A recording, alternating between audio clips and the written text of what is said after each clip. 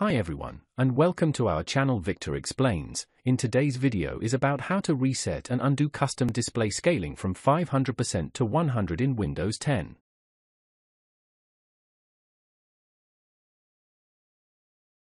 First of all, if you're using monitor with your laptop, try to unplug the HDMI or display port cable from it.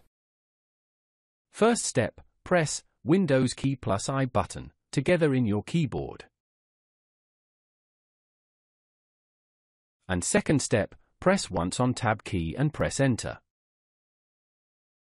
And third step, press once on Tab key and press Enter. Fourth step, press 4 times on Tab key and press Enter.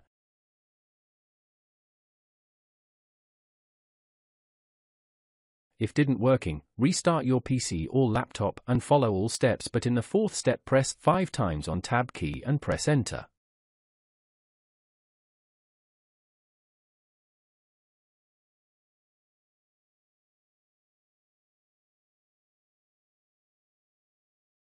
If you found this video helpful, please like to encourage us and subscribe to our channel, leave comment and share it with others so they can benefit too.